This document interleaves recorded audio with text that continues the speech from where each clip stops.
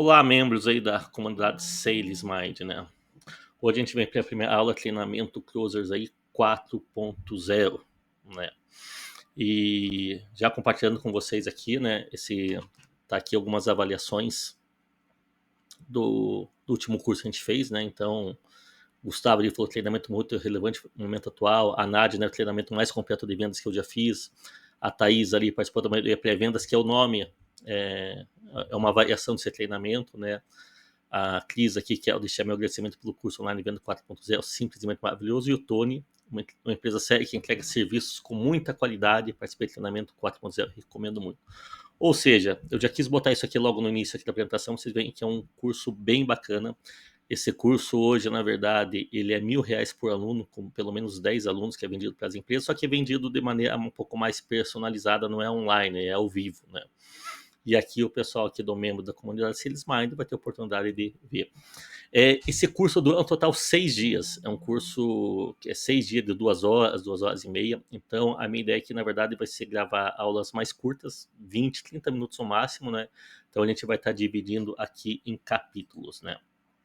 Vamos lá aqui, então, agora aqui pro objetivo aqui do treinamento, né? O objetivo, na verdade, primeiro, interessante primeiro comentar como surgiu esse curso, né? A KC Brasil é muito forte na parte de terceirização desse DR e BDR, e a gente tem um problema muito grande de closers desqualificados, né? Eu falo muito que hoje as empresas não têm vendedores, eles têm tirador de pedido, né? E aí você às vezes entrega algo muito mastigado e eles têm a capacidade de perder ainda, não converter isso. Então a gente viu a necessidade de realmente montar um treinamento realmente focado para os closers, mas não serve somente para os closers, serve na verdade para qualquer profissional de vendas, inclusive SDRs e BDRs, né? Porque realmente a gente vai trabalhar aqui dentro desse treinamento, né? Trabalhar a questão da conversa estratégica, entender motivações reais, né? As objeções dos clientes, ver um pouquinho a questão de ampliação de ticket médio, métrica de conversões. Tudo que é básico, na verdade, embora seja um curso que eu considero o básico, ele, infelizmente, ele está muito acima do que a maioria da capacidade técnica da maioria dos profissionais de vendas. Hoje, eu, por exemplo, conheço pouquíssimos, para não dizer que eu desconheço, vendedores aí de empresas, coisas que estudam. A maioria não estudam, né? Eu falo muito, o pessoal fica muito tempo vendo vídeo no TikTok, mas estudar, nem que seja estudar algo técnico de vendas no TikTok, não fazem isso, né? Então, e hoje realmente o bom vendedor é um vendedor mais qualificado, e aí já puxa aqui para o próximo assunto, né? Porque qual que é a diferença hoje do vendedor, né? Então vamos contar um pouquinho justamente desse histórico da evolução aí das vendas. É, então lá no começo, lá na Vendas 1.0, o vendedor é apenas um apresentador de característica, né? Ou seja, o cliente tinha pouca informação e você descrevia o produto, né? Já quando evoluiu aí para a venda 2.0, a gente começou a ter, na verdade, o foco no cliente, ou seja, com mais concorrência, justamente houve a necessidade de justamente entender quem é o cliente, né? O discurso ele ficou aqui basicamente um pouco mais personalizado em relação a isso. Então, já depois, quando chegou na vendas 3.0 aqui, o foco ficou na solução. Por quê? O cliente ele já chega informado, né? O vendedor precisa atuar como consultor, né? Entendendo. Já houve uma boa evolução aqui, entendendo justamente as dores aí, aqui, na verdade, aqui do cliente, né? E aí chegamos ao momento atual, que realmente justamente a questão da vendas 4.0. Por que acontece a vendas 4.0? O cliente, ele já chega informado, ele já sabe o que ele quer comprar, ele já pesquisou, ele já sabe informações sobre característica do produto, e aí, na verdade, o que importa realmente é relacionamento. Eu não sei se vocês já viram aquele livro Lobo de Wall Street, né? Tem um livro que conta a história num lado mais técnico. O filme conta mais história. O livro tem um lado um pouco mais técnico, chamado O Segredo do Lobo, alguma coisa assim. É só pesquisar ali. E o que ele fala assim, na verdade, lá no livro dele, né? Que ele se tornou um baita de um vendedor, né, que o cliente compra em cima de 3 características. Ele tem que confiar na empresa, confiar no produto e confiar no vendedor. E aqui o foco realmente do vendedor 4.0. Você tem que ganhar a confiança do cliente. E aí você precisa ter muito relacionamento. E um detalhe muito importante aqui no caso do closer, e aí eu falo muito assim, você tem que tirar o cliente da zona de conforto. Ele só vai fechar, e isso serve também para um SDR e um BDR na hora de gerar o lead. Você só vai conseguir gerar o lead se você tirar o cliente da zona de conforto. Porque normalmente ele fica mais fácil você fechar quando a água bateu na bunda do cliente. Se a água não bateu na bunda, aí justamente você tem que, na verdade, botar o medo, na verdade, da água bater na bunda.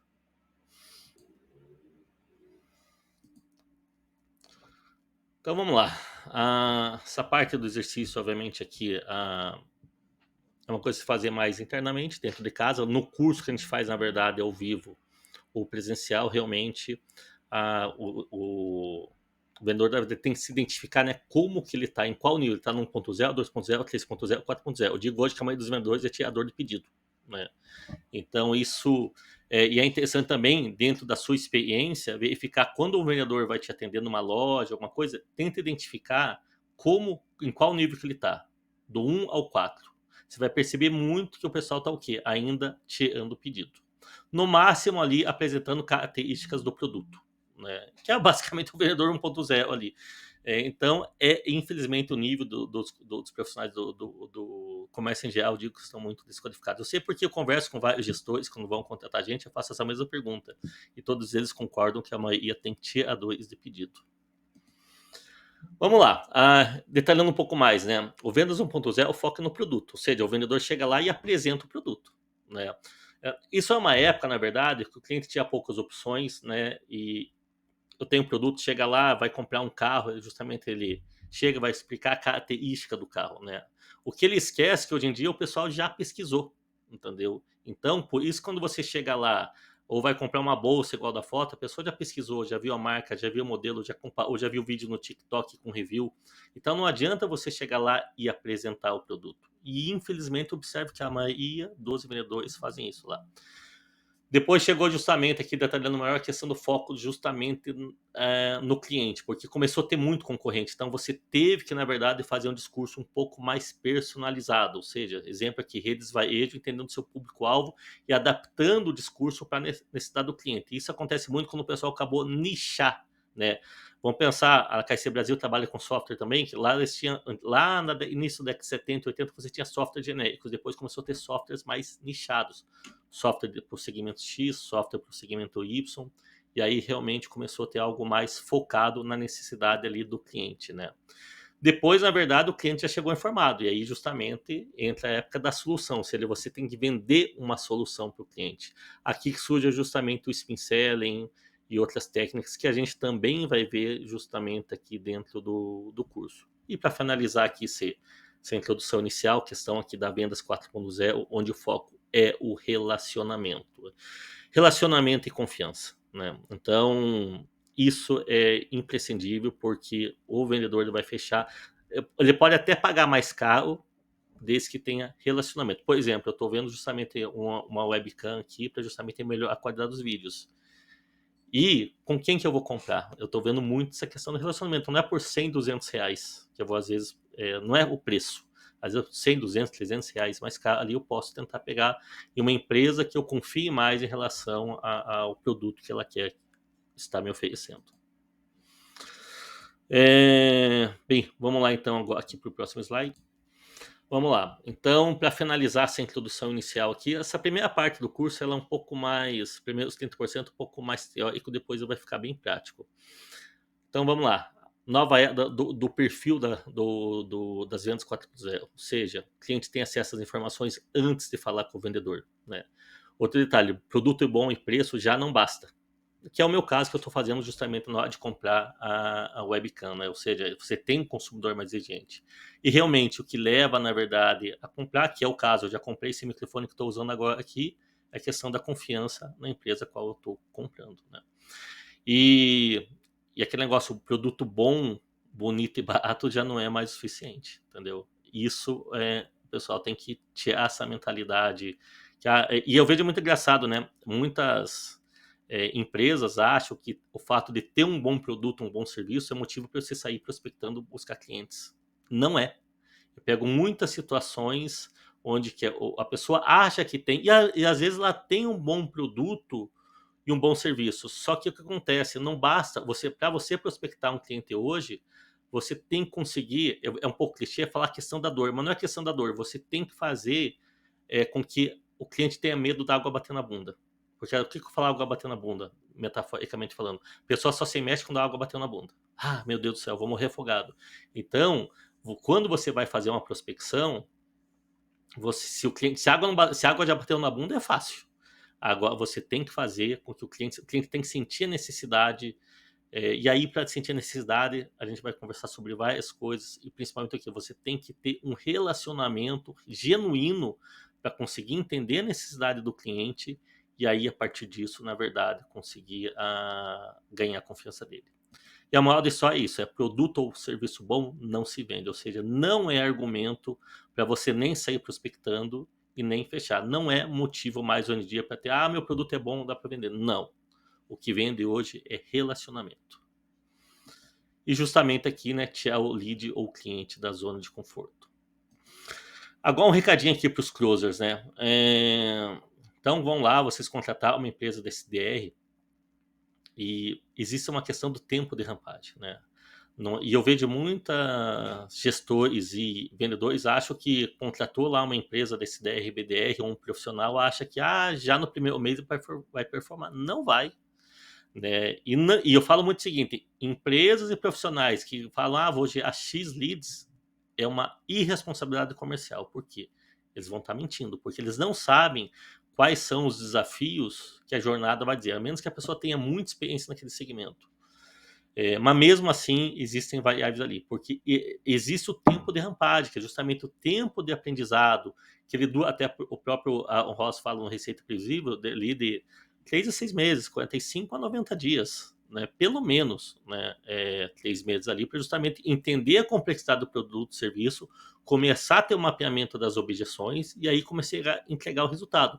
E lembrando que o SDR e o BDR tem 3 resultados possíveis: a geração do lead, o mapeamento da objeção, ou seja, o não é uma informação valiosa. Então vamos pegar um cenário onde que houve 100, na verdade, em empresas sendo prospectadas, e ele conseguiu 90 objeções. Ele atingiu o objetivo dele. Não, lógico, o objetivo principal é o lead que a empresa quer, que ela quer vender. Mas o não, ele é valioso, porque a partir do não, você vai mudar o teu modelo de negócio, você vai mudar a tua abordagem. Então, também o resultado dentro do que é entregado pelo SDR-BDR, o mapeamento da objeção. E a terceira situação é saber, por exemplo, se aquele produto tem aderência ou não ao mercado. Vou dar um exemplo prático.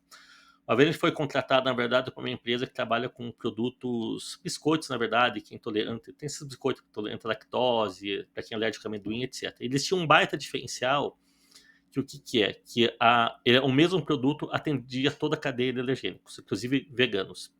Qual que é o mundo, na teoria, e no começo também concordava, onde é o público-alvo, né?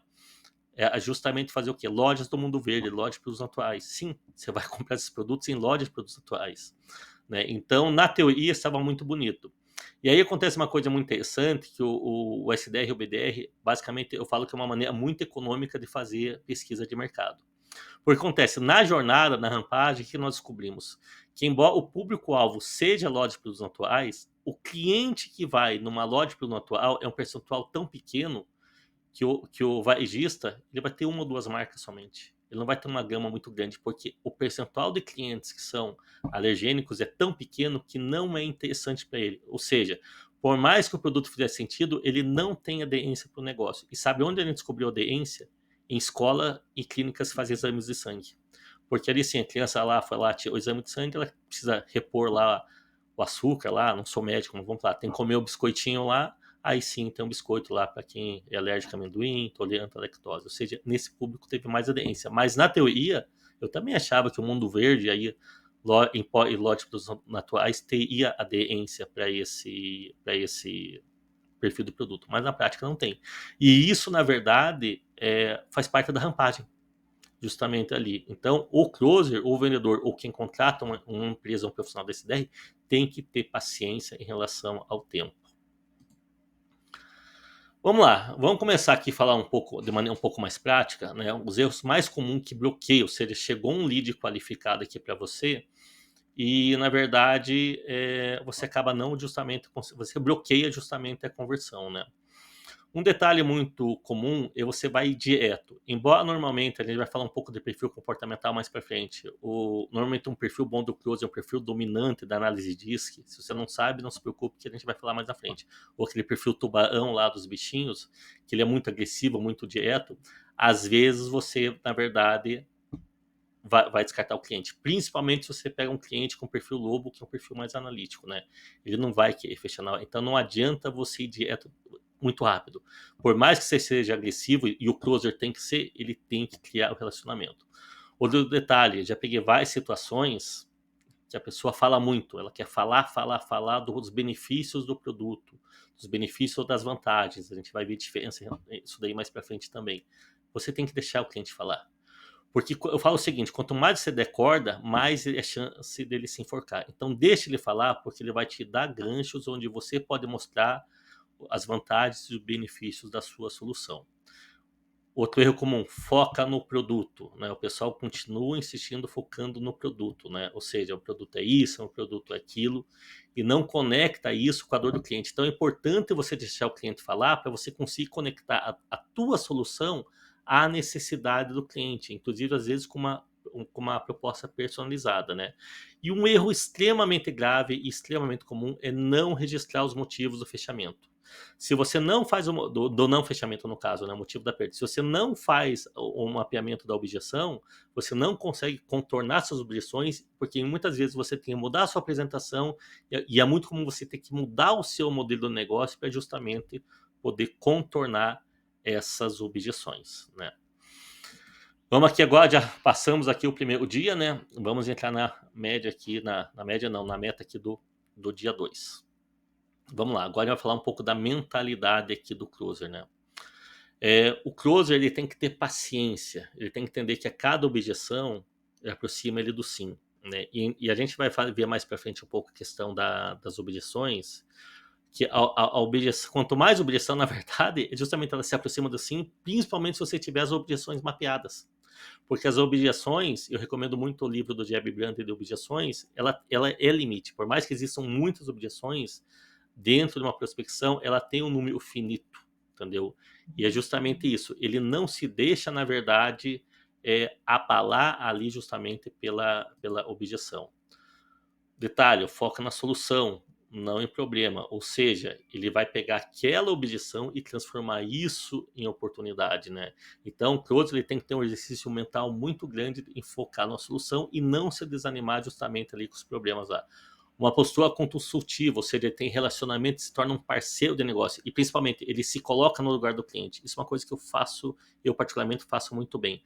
Eu consigo me colocar no lugar do cliente, ouvir, principalmente quando a gente vai iniciar uma prospecção, eu me coloco o que esse cara ele precisa ouvir para fechar comigo, entendeu? Então você tem que estar justamente, tem que ter um alto grau de empatia. E volto a repetir, tudo isso leva-se à questão do relacionamento ali com o cliente, ou seja, ouvir mais, né? Ele capta não só a palavra, mas também as emoções. A gente está falando de PNL e rapport, né? E principalmente identifica o perfil comportamental do cliente. A gente vai falar um pouco mais para frente. Isso é extremamente importante, porque eu preciso adequar a minha forma de atuar, a minha forma de falar, a minha forma de me comportar a partir do momento que eu sei identificar o perfil comportamental do cliente. E a maioria dos vendedores que eu conheço, inclusive SDRs e BDRs, não sabe o seu perfil e não tem treinamento para identificar o perfil comportamental do cliente. Isso faz muita diferença. E aqui na comunidade a gente tem a Carla que vai fazer várias aulas aqui, justamente falando sobre o perfil e o perfil comportamental das pessoas, como identificar, como justamente poder trabalhar isso, né? Ah, e outra coisa, né? O closer, ele sabe, na verdade, conduzir a conversa. Ele consegue direcionar, na verdade, de maneira natural, consegue justamente caminhar junto com o fluxo de cadência a partir das informações e das objeções que o cliente justamente vai demonstrando no decorrer justamente de toda a negociação ali. Disciplina, ou seja, ele mantém rotina, né? Ou seja, principalmente a questão de métricas, né? Ou seja, eu não entendo, eu falo assim, pergunta para um vendedor conhecido seu, qualquer pessoa de vendas, vai numa loja, pergunta, você sabe sua taxa de positivação? Você sabe da onde o teu lead, o teu cliente, vou começar com três básicas, da onde seu cliente veio? Teu cliente veio por quê? É localização? Estava entrando ali, passou na sua loja, acho que veio do Google, veio do Instagram, veio de uma campanha de e-mail, por que esse cliente fechou e por que ele não fechou, né? Qual é a taxa de conversão, qual que é a taxa de motivação? A maioria dos vendedores não sabem. Isso é básico e a maioria não sabe. Então ele tem que ter essa rotina de registrar dados, né? Isso porque isso vai dar informação para ele melhorar justamente o trabalho dele. E outra coisa, ele sai de inércia, né? É muito comum isso, todos nós, em qualquer profissão, entrar em inércia. Que eu falo de inércia, o que que é? O que é inércia na física, né? Um corpo ele vai ficar em movimento até que uma força faça com que ele pare, ou o corpo vai ficar parado até que, na verdade, uma força faça com que ele coloque em movimento. Que eu falo, quando eu quero dizer da inércia, você entra na rotina. Você começa todo dia a vir aqui e fazer exatamente a mesma coisa. Você é igual tá robozinho. Por isso que você vê, na verdade, muitos. E eu meio um pouco desacreditado, mas já vi muito evoluir questão de inteligência artificial substituir vendedores. A gente vai falar sobre isso daí. Na verdade, a inteligência artificial vai substituir os vendedores 1, 2 e 3.0. O 4.0 não. Mas principalmente 1.0 e 2.0, nós trabalhamos também aqui com sistemas e já estamos aqui implementando algum ponto. Aquele vendedor tirador de pedido vai ser substituído, porque não tem necessidade de chegar lá. Então, por exemplo, a gente atende distribuidor as indústrias. Normalmente a gente manda a cotação, né? O cara vai só simplesmente mandar o preço e fechar ali. Hoje você tem uma IA que consegue trabalhar melhor a objeção que muitos vendedores, porque a maioria dos vendedores não estudam, não entendem de gatilho mental, não atendem mapeamento de objeções, né? Esse pessoal a IA vai substituir. E esse ponto da empatia aqui, que eu vou comentar novamente, né? Capacidade de se colocar no lugar do cliente. Isso faz com que você crie relacionamento e faça com que o cliente se confie em você. E a confiança faz com que ele feche em você. Não é preço, gente. Não é preço, né? Quando o cliente fala que não está comprando por causa do preço, é porque você não conseguiu demonstrar, na verdade, o valor que o teu produto ou tua solução oferece, né? Então, e quando você passa essa confiança, ele fecha. E um detalhe muito importante aqui, o closer não prospecta, né? Tudo bem, agora está começando a ter essa febre desse DR/BDR, né? Mas justamente isso. Se você está prospectando, você está gastando uma energia muito grande numa tarefa que não é sua. Embora tem muitas empresas que ainda os vendedores fazem tudo, mas não é papel do closer fazer a prospecção, né? Contrata um profissional ou uma empresa de terceirização de SDR ou BDR lá. E outra coisa, detalhe. Lembra que eu estava comentando ali agora há pouco, né? Você tem que saber por que o cliente fechou, né? Porque isso é muito importante nas tuas próximas abordagens, né? E o cliente ele compra não é pelo motivo do vendedor, é pelo motivo dele. E você tem que ter mapeado isso, né? Ou seja, por que o cliente fechou? Por causa de uma dor, para evitar um problema futuro, né? Por que ele comprou, na verdade, o seu produto ou o seu serviço? Isso é uma informação que tem que ser mapeada, porque o cliente ele compra pelos motivos dele, não pelos seus. Então você tem que deixar o cliente, na verdade, falar. Não adianta você ficar empurrando características e benefícios do seu produto.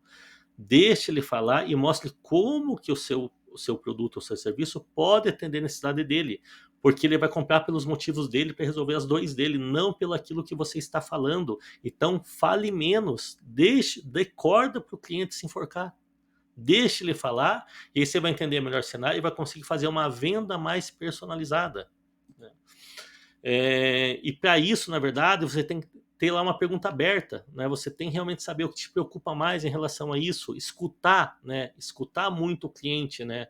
E quando o cliente fala, você repete para realmente ter, aí falando um pouco a PNL, para o cliente realmente confirmar se é aquilo mesmo, né? Para você mostrar também que você entendeu. Ou seja, porque isso vai causar o quê? Uma validação emocional, né?